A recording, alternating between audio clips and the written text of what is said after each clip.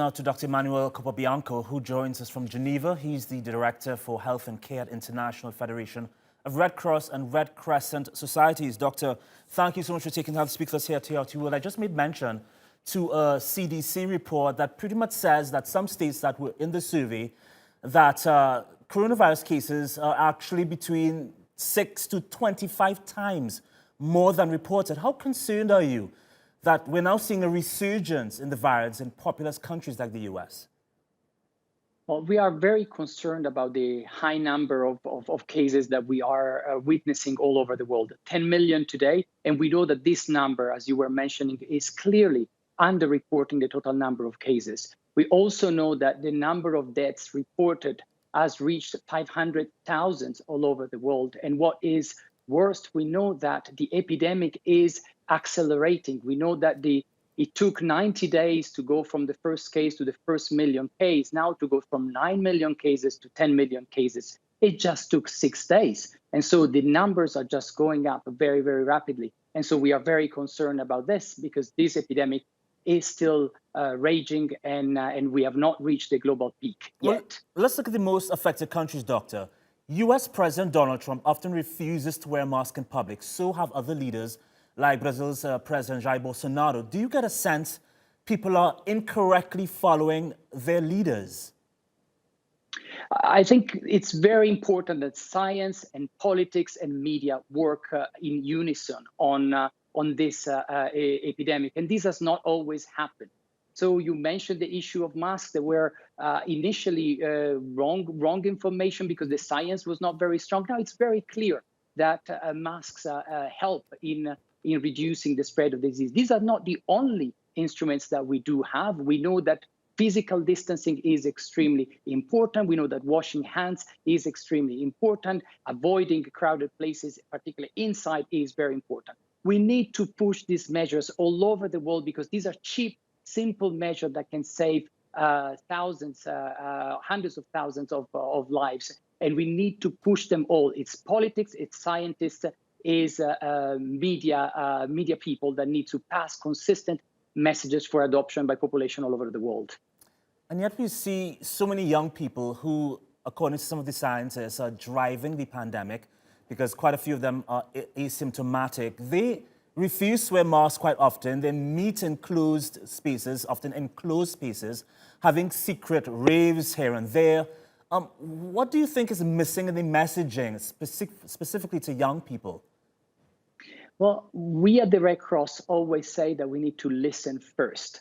And I'm not sure whether we are listening to the young people, whether we are understanding what they think about the disease, and whether we are presenting the right type of information. There are plenty of young adults in their 20s that have been sick and very sick, and some of them have died.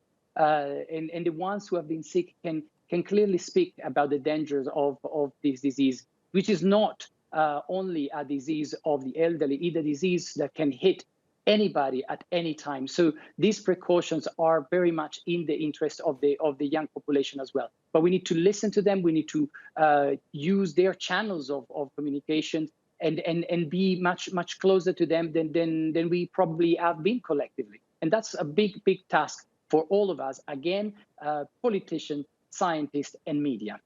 Doctor, there's an ongoing debate on how deadly this pandemic really is. The death rate is 0 in some countries, and others, like France, as high as 15%. How would you rank COVID-19 in comparison to other pandemics?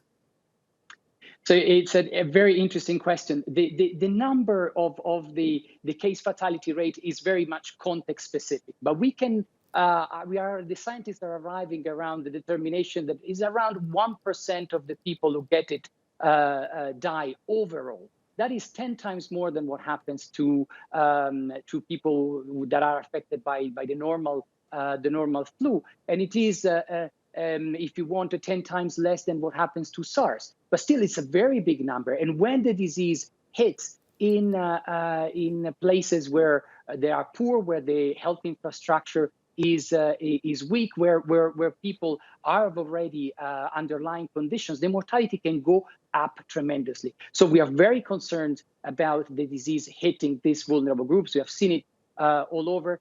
COVID-19 discriminates and tends to kill more the people that are most vulnerable. Hence, we all need to protect, particularly those people that are indeed most vulnerable. Speaking of the people that are most vulnerable, we are being told that the coronavirus is disproportionately affecting people of color. Is this a case of biology, of poverty, of both? Why? Why is this happening?